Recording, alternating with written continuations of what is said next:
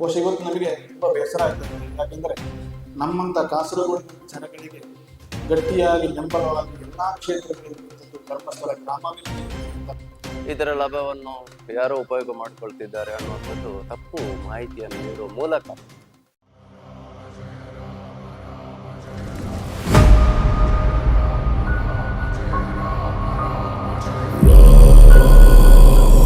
ನಮ್ಮ ಆತ್ಮೀಯ ಪತ್ರಿಕಾ ಮಾಧ್ಯಮದವರು ಈ ದಿನ ಅಲ್ಲ, ನಾವು ಬಹಳ ಹಿಂದೆ ಈ ಪತ್ರಿಕಾಗೋಷ್ಠಿಯನ್ನು ಕರಿಬೇಕು, ನಿಮ್ಮಲ್ಲಿ ನಮ್ಮ ಏನು ಅಳಲುಂಟು ಅದನ್ನು ಹೇಳಿಕೊಳ್ಬೇಕಂತ ಬಹಳ ಕೆಲವು ತಿಂಗಳ ಮೊದಲೇ ನಾವು ಯೋಚನೆಯನ್ನು ಮಾಡಿದೆವು. ಮತ್ತೊಮ್ಮೆ ನೀವು ಒಂದೇ, ಯಾಕಂತ ಹೇಳಿ ನಿಮಗೆ ತಿಳಿದಂಥ ವಿಚಾರವನ್ನೇ ನಾವು ಮತ್ತೊಮ್ಮೆ ಹೇಳುವುದು. ಈಗಲ್ಲ, ಕೆಲವು ವರ್ಷದಿಂದ ಈ ಬಂದಂಥ ಗಾಳಿ ಸುದ್ದಿ ಅಥವಾ ಇನ್ನಿತರ ಏನೋ ಒಂದು ಕೆಟ್ಟ ಸುದ್ದಿಗಳು ನಮ್ಮ ಒಂದು ವಿಚಾರಕ್ಕೆ ಇಂಥ ಒಂದು ಹೊಡೆತಗಳು ಬರುವಂಥದ್ದನ್ನು ನಾವು ಬಹಳ ಬೇಸರದಿಂದ ಮಾತಾಡ್ತಾ ಇದ್ದೇವೆ. ಮಂಜುನಾಥ ಸ್ವಾಮಿ ಧರ್ಮದೇವತೆಗಳು, ಧರ್ಮಸ್ಥಳದ ಅಣ್ಣಪ್ಪ ಸ್ವಾಮಿ, ನಾವು ಅದನ್ನೇ ಹೇಳಿಕೊಂಡು ನಾವು ಕೂಡ ಇದಕ್ಕೆ ದೇವರೇ ಒಂದು ಶಿಕ್ಷೆಯನ್ನು ಕೊಡಬೇಕು ಅನ್ನುವಂಥದ್ದನ್ನು ನಾವು ಮನಸಾರ ಪ್ರಾರ್ಥನೆ ನಾವು ಮಾಡಿಕೊಂಡಿದ್ದೇವೆ. ಆದರೆ ಇದು ನಿಲ್ಲುವಂಥ ಪ್ರಸಂಗವೇ ಕಾಣುವುದಿಲ್ಲ. ಒಂದಲ್ಲದಿದ್ರೆ ಒಂದು ಬರುತ್ತಾ ಅದು ವಿಸ್ತಾರವಾಗಿ ಹೋಗುತ್ತಾ ಇದೆ. ಆದರೆ ಎಲ್ಲರ ಗಮನಕ್ಕೆ ಗೊತ್ತಿದ್ದರೂ ನಮಗೆ ಒಂದು ಕೆಟ್ಟ ಇದು ಸುದ್ದಿ ಕೇಳುವಾಗ ನಾವು ಬೆಳ್ತಂಗಡಿಯವರೇ, ನಾವು ಧರ್ಮಸ್ಥಳದವರೇ, ಆದ್ದರಿಂದ ನಮಗೆ ಬಹಳ ಬೇಸರಾಗಿ ಮೊನ್ನೆ ಜಿಲ್ಲಾ ಮೀಟಿಂಗ್, ನಮ್ಮ ಬಂಟ್ವಾಳದಲ್ಲಿ ಜಿಲ್ಲಾ ಮೀಟಿಂಗ್ ಜನಜಾಗೃತಿ ನಡೆಯಿತು. ಆಗಲೂ ಸ್ವಲ್ಪ ಗಂಭೀರವಾಗಿ ಚರ್ಚೆ ಮಾಡಿದೆವು ಕೆಲವು ತಿಂಗಳ ಮೊದಲು.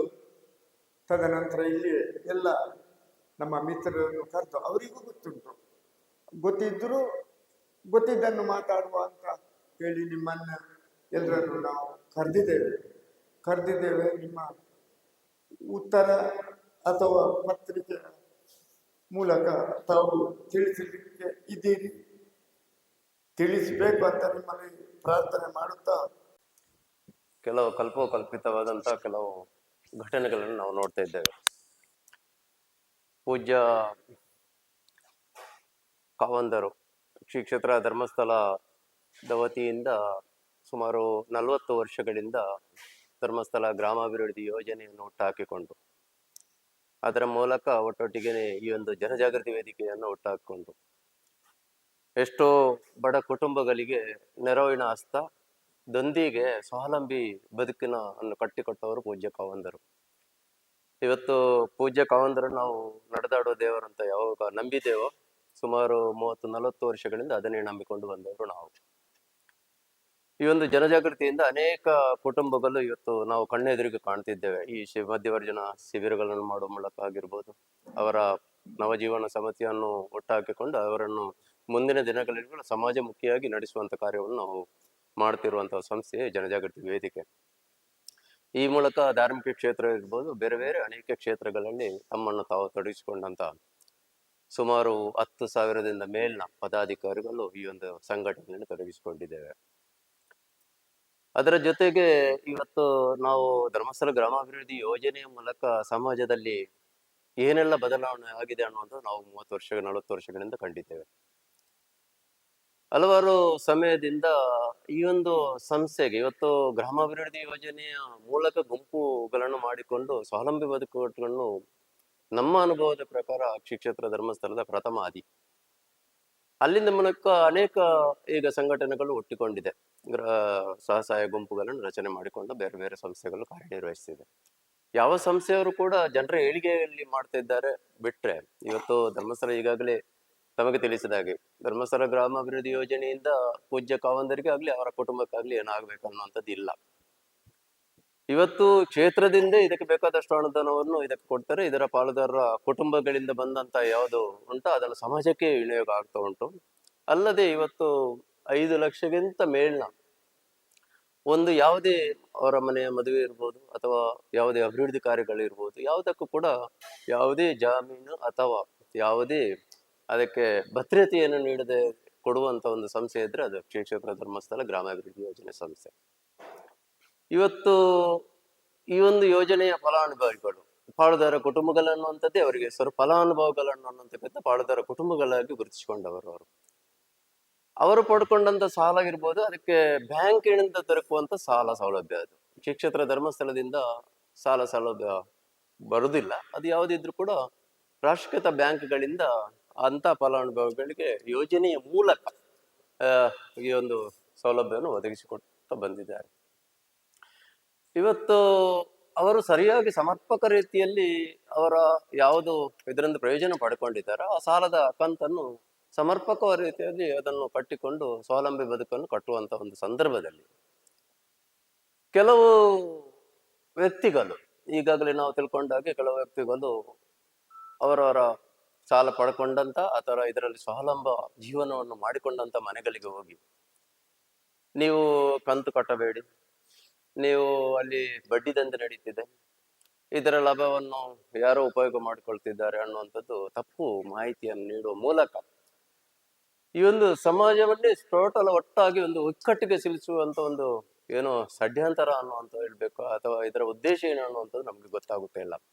ಆದ್ರೆ ಖಂಡಿತವಾಗಿಯೂ ಇತ್ತೀಚೆಗೆ ಕೆಲವು ಬೆಳವಣಿಗೆಯನ್ನು ಪತ್ರಿಕೆ ಮೂಲಕ ನಾವು ಕಂಡಿದ್ದೇವೆ.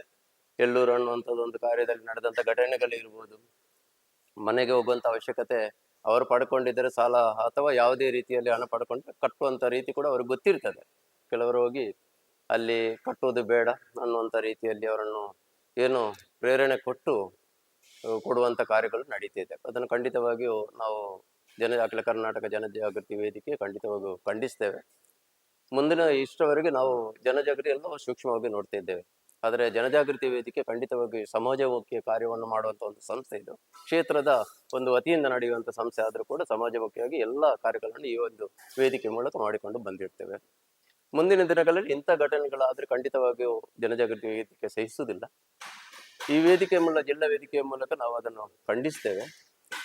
ಖಂಡಿತವಾಗಿ ಈ ಒಂದು ಷಡ್ಯಂತರಕ್ಕೆ ಯಾರು ಕೂಡ ಬಲಿಯಾಗಬೇಡಿ ಅನ್ನುವಂಥದ್ದು ಕೂಡ ಸಮಾಜಕ್ಕೆ ನಾವು ಈ ಮೂಲಕ ಬಯಸ್ತೇವೆ. ಯಾವುದಿದ್ರು ಕೂಡ ಅದಕ್ಕೆ ಕಾನೂನಿನ ಅಡಿಯಲ್ಲಿ ವ್ಯವಸ್ಥೆಗಳು ಉಂಟು, ಅದರ ಮೂಲಕನೇ ವ್ಯವಹರಿಸಿಕೊಳ್ಬಹುದು ಅನ್ನುವಂಥದ್ದು ಕೂಡ ತಿಳ್ಕೊಳ್ಳುವಂತ ವಿಷಯ ಅನ್ನುವಂಥದ್ದು ಈ ಸಂದರ್ಭದಲ್ಲಿ ಹೇಳಿಕೊಡುತ್ತಾ ಇದನ್ನು ಜಿಲ್ಲಾ ವೇದಿಕೆ ಖಂಡಿತವಾಗಿ ಖಂಡಿಸ್ತಂತ ಈ ಮಾತನಾಡಿ ಹೇಳಿಕೊಡ್ತೀನಿ. ನನ್ನ ಹೆಸರು ಅಖಿಲೇಶ್ ನಗರೂರು ಅಂತ, ವೃತ್ತಿಯಲ್ಲಿ ಪತ್ರಕರ್ತ, ಕಾಸರಗೋಡು ಜಿಲ್ಲೆ. ಕಾಸರಗೋಡು ವಿಶೇಷವಾಗಿ ಗೊತ್ತಿರ್ಬೋದು, ಕೇರಳದಲ್ಲಿದೆ, ಬಹುಭಾಷಾ ಸಂಗಮ ಅಂತ ಹೇಳ್ತಾರೆ.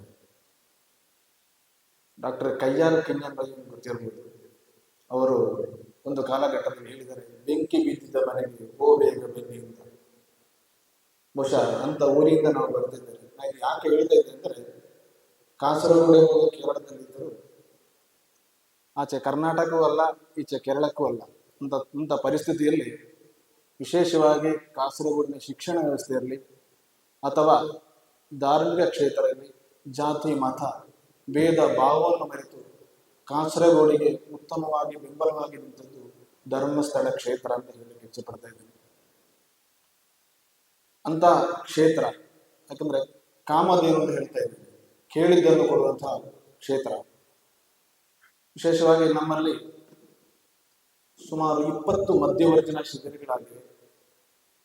96% ರಿಸಲ್ಟ್ ಇದ್ದಂತಹ ಶಿಬಿರಗಳು.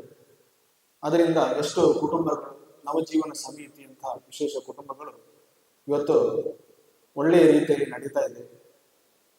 ಅದೇ ರೀತಿಯಲ್ಲಿ ಧರ್ಮಸ್ಥಳದ ವಿವಿಧ ಯೋಜನೆಗಳಿರ್ಬೋದು, ವಿಕಲಾಂಗರಿಗಿರುವಂಥದ್ದಾಗಿರ್ಬೋದು ಅಥವಾ ಕೃಷಿ ಕ್ಷೇತ್ರದಲ್ಲಿ ಕೃಷಿ ಮೇಳಗಳು, ಇದೆಲ್ಲ ಅದು ಧರ್ಮಸ್ಥಳ ಕ್ಷೇತ್ರ, ಧರ್ಮಸ್ಥಳ ಗ್ರಾಮಾಭಿವೃದ್ಧಿ ಯೋಜನೆಯಿಂದ.